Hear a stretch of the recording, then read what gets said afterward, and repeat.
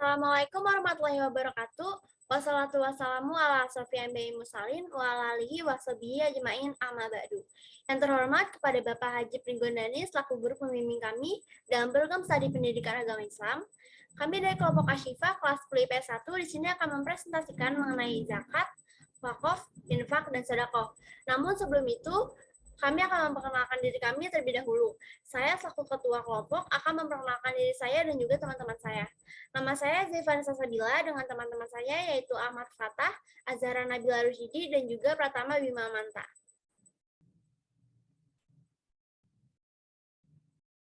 Assalamualaikum warahmatullahi wabarakatuh.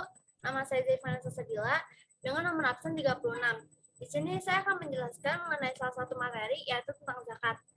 Sebelum kita mulai membahas tentang zakat, kita lebih baik tahu dulu tentang pengertian zakat. Nah, jadi zakat itu merupakan harta yang wajib dikeluarkan oleh kaum muslim yang bakal diberikan untuk orang yang membutuhkan dan berhak menerimanya, dan sesuai dengan ketentuan syariat Islam.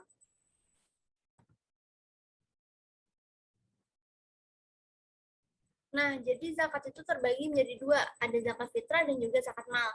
Jadi, kalau zakat fitrah ini merupakan zakat yang dikeluarkan menjelang hari Idul Fitri atau dalam bulan Ramadan.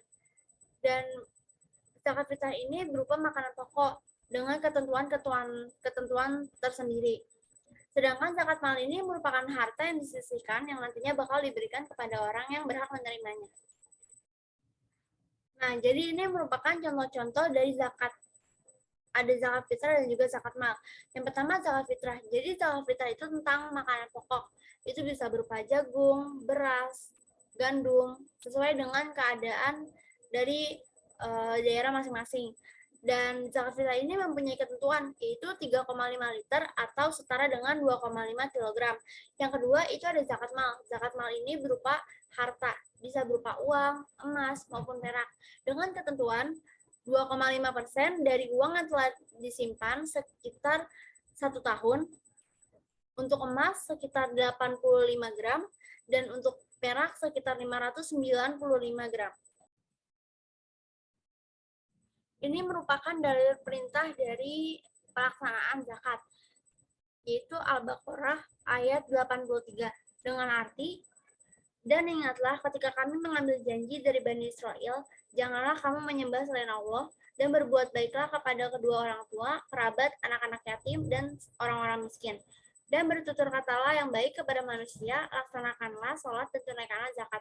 Tetapi kemudian kamu berpaling mengingkari kecuali sebagian kecil dari kamu, dan kamu masih menjadi pembangkang. Jadi pada ayat ini menjelaskan tentang kita harus menjadi orang yang baik dengan cara berbagi, yaitu berzakat. Dan jangan lupa untuk selalu sholat. Tata cara pelaksanaan zakat. Ini merupakan tata cara pelaksanaan zakat fitrah. Jadi yang pertama kita harus memperhatikan makanan sehari-hari, karena zakat fitrah itu kan berupa makanan pokok.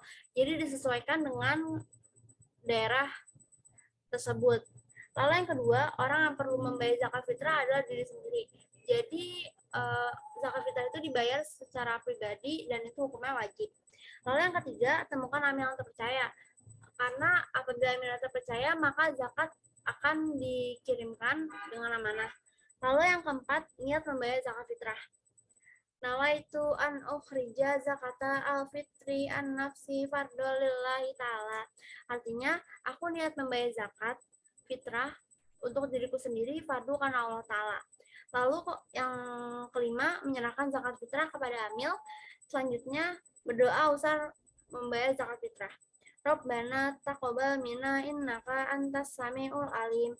Artinya, ya Allah, terimalah amal ibadah kami, sesungguhnya Engkau Maha mendengar dan Maha mengetahui. Dan yang terakhir, ikhlas dan tidak mengungkitnya. Syarat dan rukun zakat, yang pertama, muslim dan merdeka. Yang kedua, mencapai nisab. Yang ketiga, memenuhi haul. Yang keempat, milik penuh. Yang kelima, melebihi kebutuhan pokok. Dan yang terakhir, membaca niat.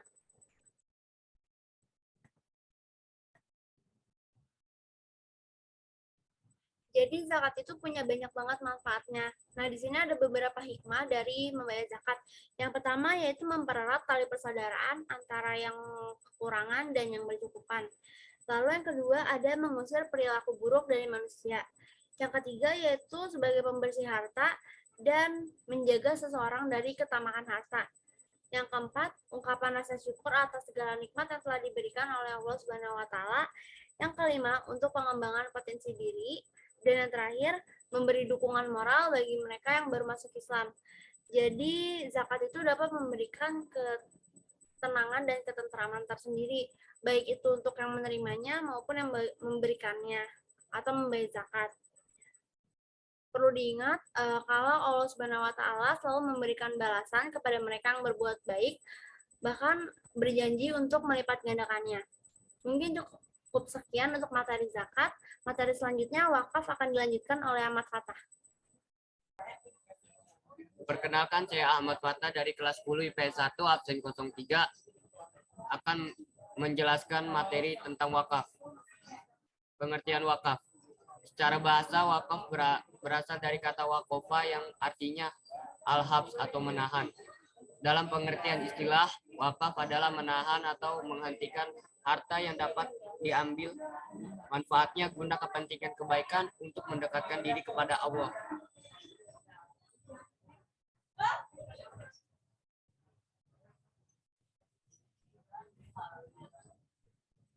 Berikut adalah contoh dalil Al-Quran yang menjelaskan tentang wakaf. Salah satunya adalah Quran surat Ali Imran ayat 92.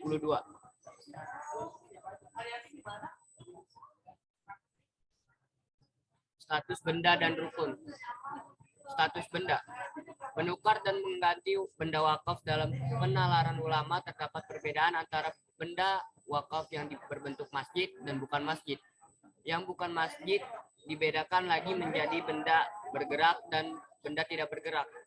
Rukun wakaf adalah berikut ini.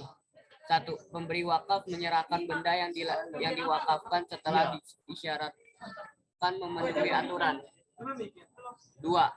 Wakaf diterima oleh penerima, baik perorangan atau lembaga yang jelas. 3. Harta yang diwakafkan berwujud nyata dan tersedia saat akad dilaksanakan. 4. Wakif mengikrarkan akad secara jelas dan lengkap sesuai keinginan wakafnya. 5. Harta wakaf mutlak menjadi milik masyarakat umum dan tidak dapat diklaim lagi sebagai milik pemberi wakaf.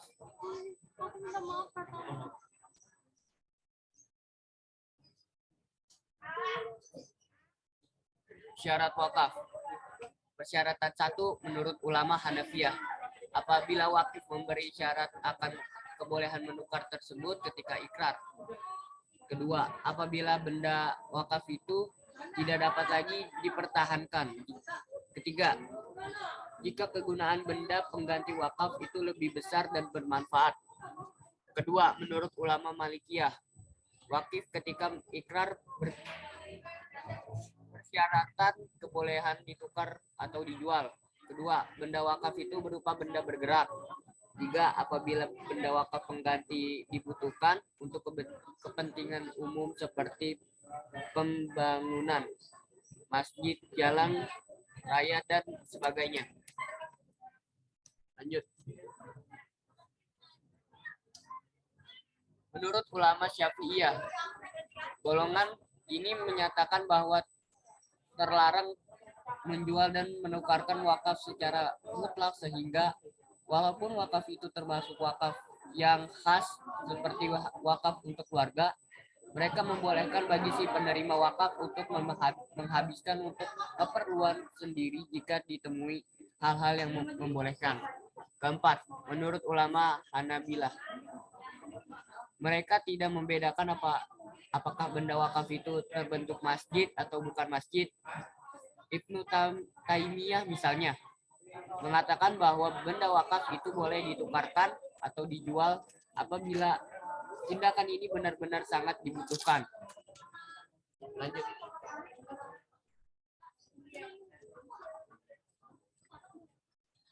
Jenis-jenis wakaf. Wakaf ahli. Wakaf ahli itu biasa disebut wakaf ahli atau biasa disebut dengan wakaf keluarga adalah wakaf yang dilakukan kepada keluarganya dan kerabatnya.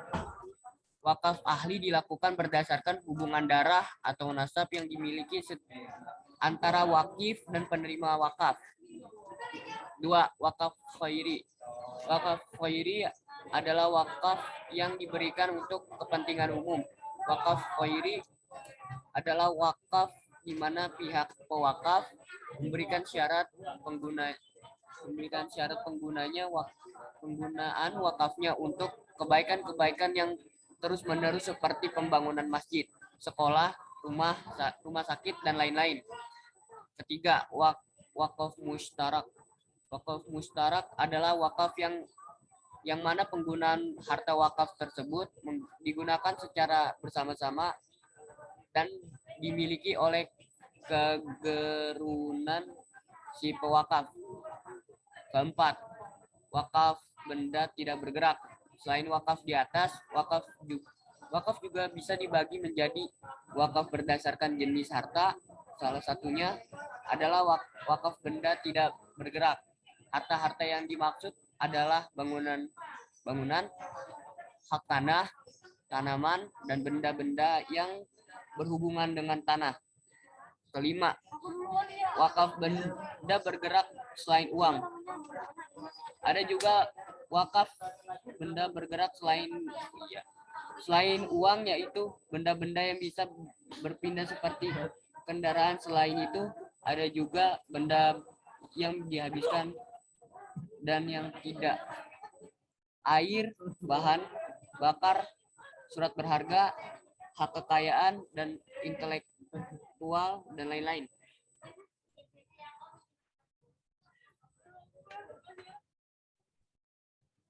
Hikmah wakaf. Hikmah dan manfaat wakaf. Hikmah wakaf adalah sesuatu yang dapat kita petik setelah membagikan sebagian harta kita untuk kebutuhan sosial atau ibadah. Selain sebagai salah satu cara mendekatkan diri kepada Tuhan, wakaf juga memberikan pahala yang terus mengalir karena bisa memberikan manfaat tak terhingga bagi banyak orang. Udah, sekian materi tentang penjelasan wakaf. Kurang dan lebihnya mohon maaf. Selanjutnya dilanjutkan infak. Baik, di sini saya Pratama Bima Manta akan melanjutkan membahas materi selanjutnya, yaitu ada pengertian infak. Infak sendiri berasal dari kata anfaka yang berarti mengeluarkan sesuatu untuk kepentingan sesuatu. Sedangkan menurut terminologi syariat, infak berarti mengeluarkan sebagian dari harta atau pendapatan atau penghasilan untuk suatu kepentingan yang diperintahkan ajaran Islam. Secara bahasa, infak bermakna keterputusan atau kelenyapan. Dari sisi leksikal, infak bermakna mengorbankan harta atau semacamnya dalam hal kebaikan. Menurut istilah, infak berarti mengeluarkan harta yang thayyib atau artinya baik dalam ketaatan atau hal-hal yang diperbolehkan. Jadi kesimpulannya adalah infak adalah pengeluaran sukarela yang dilakukan oleh seseorang tanpa adanya paksaan ataupun ketentuan nominal yang diberikan. Baik, berikut adalah dalil perintah infak yang merupakan surat Al-Baqarah ayat 195 yang berbunyi wa infaqu fi sabilillah wa tulqu bi'adikum tatahilaku wa sinu innallaha yuhibbul muhsinin. Dengan arti, infakkanlah hartamu di jalan Allah dan janganlah kamu jatuhkan diri sendiri ke dalam kebinasaan dengan tangan sendiri. Dan berbuat baiklah. Sesungguhnya Allah menyukai orang-orang yang berbuat baik. Selanjutnya ada status benda dan rukun infak. Yang pertama ada status benda. Status benda sudah dikatakan benda infak apabila benda sudah mengalami proses serah terima. Jika infak itu baru diucapkan dan belum terjadi serah terima, maka yang demikian itu belum termasuk infak. Jika barang yang dihibahkan itu telah diterima, maka yang menghibahkan tidak boleh meminta kembali kecuali orang Yang memberi itu orang tuanya sendiri atau ayah ibu kepada anaknya. Selanjutnya ada rukun infak. Rukun infak itu ada 4, yaitu pemberi infak atau muafik, kedua penerima infak atau muafuk lahu, yang ketiga ada barang yang diinfakkan, dan keempat ada penyerahan atau ijab kabul. Selanjutnya ada syarat infak. Syarat infak menurut ulama Hanabilah ada 11. Yang pertama, infak dari harta yang diperbolehkan ditasarufkan. Kedua, terpilih dan sungguh-sungguh. Ketiga, harta yang diperjualbelikan. 4, tanpa adanya pengganti. 5, orang yang sah memilikinya. 6, sah menerimanya. 7, walinya sebelum pemberi dipandang cukup waktu. 8, menyempurnakan pemberian. 9, tidak disertai syarat waktu. Ke-10, pemberi sudah dipandang mampu tasarruf atau merdeka dan mukhalaf. Ke-11 atau terakhir, mauhuf aruf berupa harta yang khusus untuk dikeluarkan. Selanjutnya, syarat-syarat barang yang diinfakkan adalah yang pertama, barang yang diinfakkan itu jelas terlihat wujudnya. Kedua, barang yang dihibahkan adalah barang yang memiliki nilai atau harga. Ketiga, barang yang dihibahkan itu adalah betul-betul milik orang yang memberikan hibah dan berpindah status pemiliknya dari tangan pemberi hibah ke tangan penerima hibah. Nah, selanjutnya ada jenis-jenis harta infak nih, Jata. Jenis-jenis harta infak itu ada 4. Yang pertama, hukum infak yaitu wajib. Infak berhukum wajib ini dikeluarkan agar seseorang yang melakukan itu tidak mendapatkan dosa. Contohnya, infak wajib adalah membayar mas kawin. Kedua adalah jenis infak sunnah. Infak ini dikerjakan untuk bertujuan untuk berbagi kebaikan. Misalnya, berinfak untuk keperluan anak yatim dan duafa, atau bisa juga untuk menolong orang lain yang tertimpa masalah. Ketiga, macam infak selanjutnya adalah mubah. Jenis infak ini sering dilakukan. Contohnya seperti memberikan harta untuk kegiatan bercocok tanam atau juga untuk berbisnis. Dan keempat atau terakhir, yaitu ada jenis infak haram. Infak haram adalah infak yang dilarang oleh agama. Misal, berinfak yang tidak ikhlas karena Allah. Contohnya adalah berinfak untuk menghalangi syariat agama Islam. Nah, selanjutnya ada tata cara pelaksanaan infak. Tata cara infak yang pertama adalah niat dengan tulus dan benar. Hanya kepada Allah tanpa ingin dicap sebagai orang yang dermawan di mata manusia. Kedua, sisihkan harta yang kalian miliki dan berikan kepada orang ataupun lembaga yang menaungi sebagai saluran infak kalian. Ketiga, jangan pernah mengungkit kembali infak yang telah kalian berikan kepada orang lain ataupun siapapun. Cukup hanya kamu dan Allah saja yang tahu. Dan terakhir adalah hikmah atau manfaat dari infak. Yang pertama, menghilangkan sifat iri, dengki, dan kikir dalam diri. Kedua, menjadikan pribadi seseorang muslim yang lebih dermawan. Tiga, membantu mengangkat derajat fakir miskin dari kesulitan dan beban hidup yang mereka alami.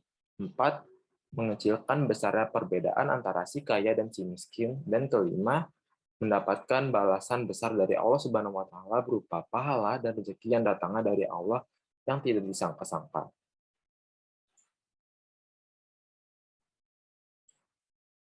Selanjutnya ada perbedaan zakat, wakaf, infak, dan sedekah.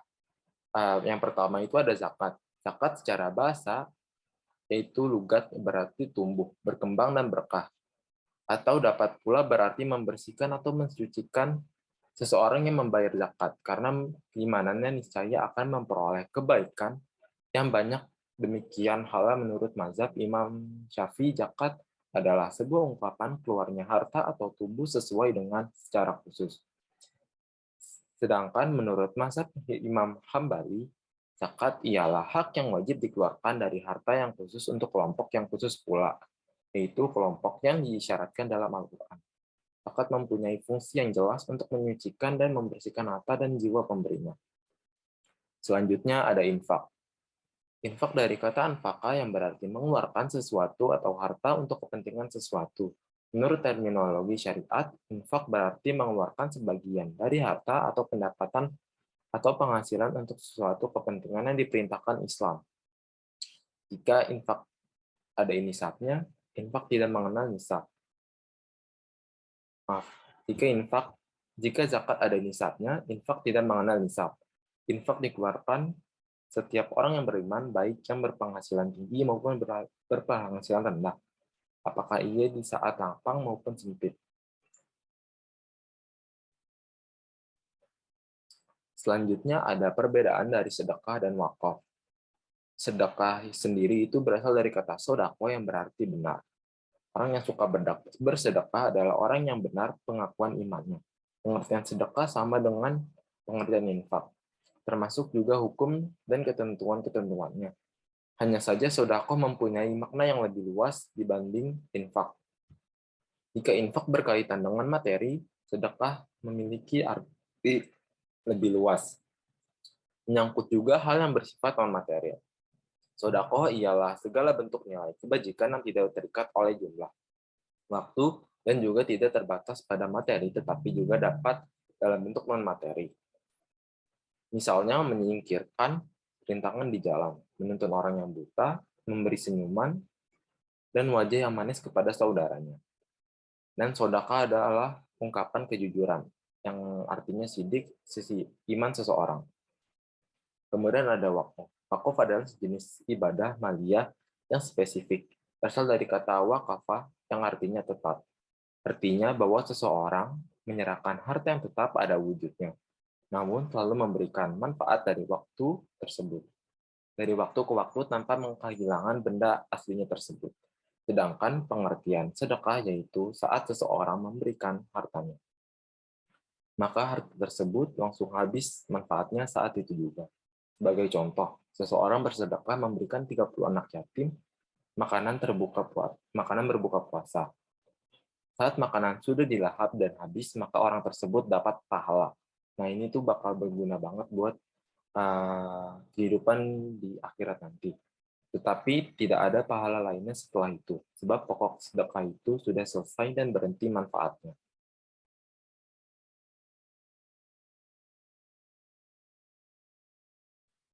Selanjutnya adalah persamaan zakat, wakaf, infak, dan sedekah. Zakat, infak, sedekah, dan wakaf merupakan kebuktian iman kita kepada Allah dan sesama muslim yang membutuhkannya. Kalau kita melihat dari penggunaan ayat-ayat Al-Quran, istilah sedekah, zakat, dan infak sebetulnya menunjukkan pada suatu pengertian, yaitu sesuatu yang dikeluarkan.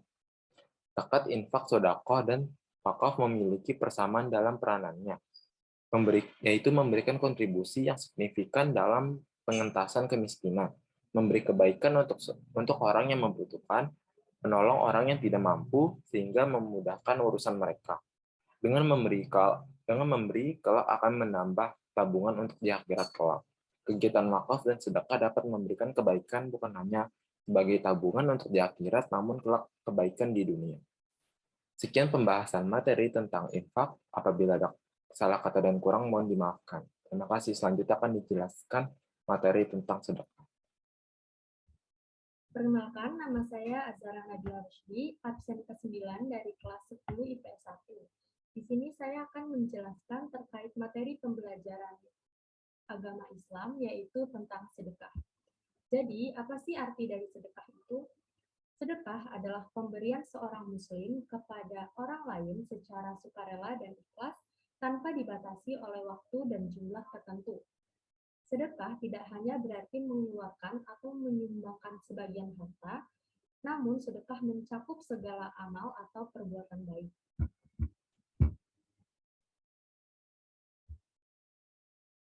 Nah, ini merupakan dalil tentang sedekah yang tertuang di dalam Quran Surat Al-Zariyat ayat 9 sebagai berikut.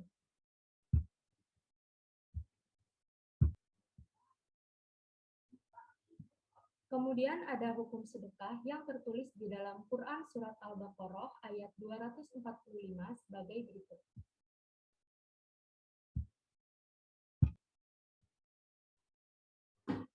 Selanjutnya yaitu tentang macam-macam sedekah. Jadi sedekah ini dibagi menjadi dua. Ada sedekah materi dan ada sedekah non-materi. Sedekah materi antara lain ialah uang, barang, dan makanan. Jadi dapat kita simpulkan bahwa sedekah materi ini ialah sedekah yang dapat kita lihat wujudnya. Dan untuk sedekah non-materi, contohnya ialah ilmu, tenaga, senyum, serta perlakuan baik kepada orang di sekitar. Jadi sedekah non-materi ini adalah sedekah yang tidak dapat kita lihat wujudnya, namun dapat kita rasakan.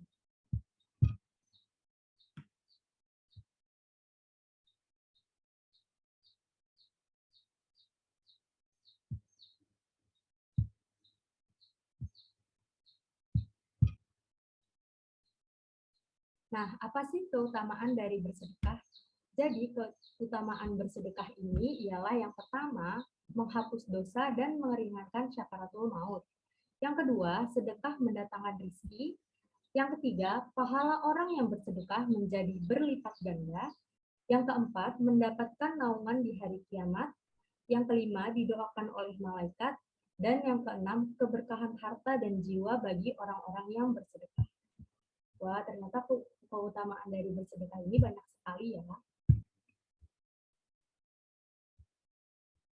Nah, di sini kami melampirkan mengenai ringkasan singkat dari materi zakat, wakaf, infak, dan sedekah dari kelompok Asyifa. Yang pertama di sini ada pengertian dari zakat, kemudian ada syarat dan sebab harta wajib zakat, dan tata cara berzakat. Di slide kedua di sini ada pengertian dari infak dan sedekah. Terus mengapa sih kita harus infak dan sedekah? Kemudian ada pengertian dari wakaf serta daftar hukum wakaf di Indonesia.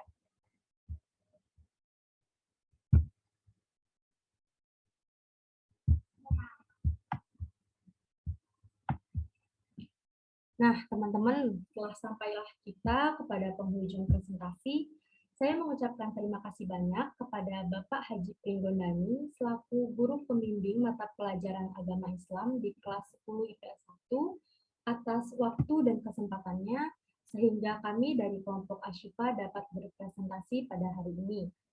Akhir kata, wabillahi taufiq wal hidayah, wassalamualaikum warahmatullahi wabarakatuh.